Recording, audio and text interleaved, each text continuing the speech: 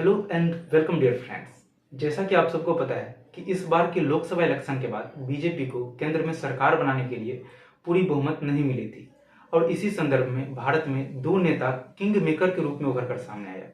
पहला नेता आंध्र प्रदेश के चीफ मिनिस्टर चंद्रबाबू नायडू और दूसरा सबसे बड़ा नेता बिहार के चीफ मिनिस्टर नीतीश कुमार। इन दोनों के सपोर्ट से बीजेपी ने केंद्र में एनडीए सरकार की गवर्नमेंट बना ली है। जैसे ही नीतीश कुमार और चंद्रबाबू नायडू ने बीजेपी को सपोर्ट किया, इसके बाद ही दोनों नेता अपने अपने राज्यों के लिए स्पेशल स्टेट्स की डिमांड करना शुरू कर दिया।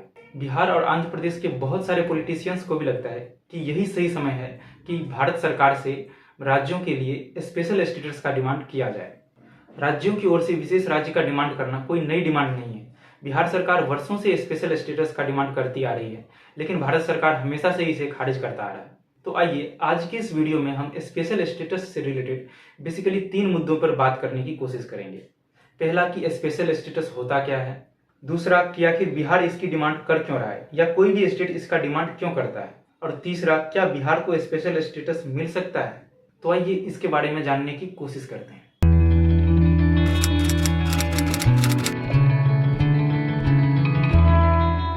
एक बात मैं आपको क्लियर करना चाहता हूं कि ये स्पेशल स्टेटस का प्रोविजन हमारे संविधान में कहीं भी नहीं है। दरअसल भारत की आज़ादी के कुछ वर्षों के बाद ऐसा देखा गया कि भारत में कई सारे ऐसे राज्य हैं जो कि बहुत सारे राज्यों के मुकाबले बहुत ही ज़्यादा अंडर डेवलप्ड है, और ये अंडर डेवलप्ड का कारण उस राज्य का इनहेरेंट फीचर ही है। जैसे कि कई राज्यों के पास शुरू से ही रिसोर्स बेस की बहुत कमी थी। फॉर एग्जाम्पल, किसी राज्य के पास कोल था, किसी राज्य के पास आयरन का भंडार था, लेकिन किसी राज्य के पास कुछ भी नहीं था। और कई सारे ऐसे भी राज्य थे जिसके पास हिली एरिया बहुत ज्यादा थे, जिसके कारण उसका डेवलपमेंट सही से नहीं हो पाया। और कई सारे राज्य ऐसे थे जो कि कई सारे अलग अलग कंट्रीज से बॉर्डर शेयर करते थे, जिसके कारण कि वहां पे डेवलपमेंट सही से हो नहीं पाया। इन सब कारणों को मद्देनजर रखते हुए भारत सरकार ने 5th फाइनेंस कमीशन के रिकमेंडेशन के बाद 1969 में राज्यों के लिए विशेष राज्य का प्रावधान लाया। अब सवाल ये उठता है कि आखिर स्पेशल स्टेटस से क्या फायदा होता है राज्यों को, आखिर बिहार या आंध्र प्रदेश इसका डिमांड कर क्यों रहा है। तो इसका सबसे बड़ा जो फायदा है वो है सेंट्रली स्पॉन्सर्ड स्कीम में। जनरली अगर कोई भी स्कीम भारत सरकार के द्वारा स्पॉन्सर किया जाता है तो उसका 60% फंडिंग भारत सरकार करती है और 40% फंडिंग राज्य सरकार करती है। लेकिन अगर किसी राज्य को स्पेशल स्टेटस दे दिया जाता है तो उस राज्यों में जो भी सेंट्रली स्पॉन्सर्ड स्कीम चलेगा उसका 90% फंडिंग भारत सरकार के द्वारा किया जाएगा और महज 10% फंडिंग राज्य सरकार के द्वारा किया जाएगा। तो इसमें यह पता चलता है कि आखिर राज्य सरकारों के लिए इकोनॉमिक बर्डन कम हो जाती है। दूसरा इसका फायदा है कि जिन राज्यों को स्पेशल स्टेटस का दर्जा मिलता है उनको excise duty, custom duties, income tax and corporate tax में भी काफी ज्यादा छूट मिलती है। मतलब इकोनॉमिकली राज्य को बहुत ही ज्यादा प्रॉफिट होता है, और यही कारण है कि बहुत सारे स्टेट स्पेशल स्टेटस का डिमांड करते हैं।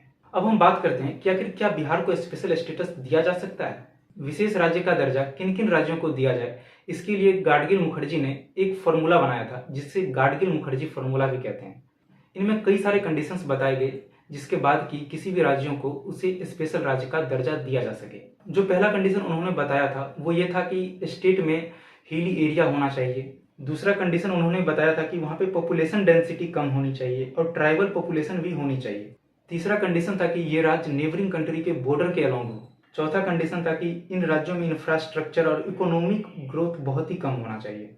और पांचवा condition non violable nature of state finance था। इसमें से बिहार तो कई सारे कंडीशंस को मीट करती है, जैसे कि इकोनॉमिक बैकवर्डनेस है, वहाँ पे इकोनॉमिकली डिस्पैरिटी बहुत ज़्यादा है, वहाँ पे इंडस्ट्रियल डेवलपमेंट भी नहीं है।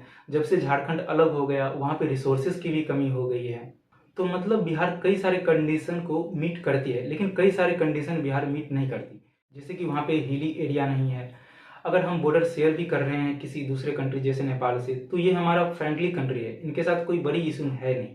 तो इन सब के बावजूद अब बिहार को स्पेशल स्टेटस मिलेगा या ना मिलेगा ये तो अब भारत सरकार को ही तय करना है। लेकिन ज़्यादा चांस है कि भारत सरकार स्पेशल स्टेटस नहीं देगी, क्योंकि भारत सरकार हमेशा से ही इसको डिनाइड करती आ रही है। दरअसल भारत सरकार यह लॉजिक देता है कि स्टेट को जो नेट शेयरेबल टैक्स जो देती है भारत सरकार, वो पहले 32% देती थी, लेकिन 14th फाइनेंस कमीशन के रिकमेंडेशन के बाद वो इसको ऑलरेडी 42% तक बढ़ा चुकी है।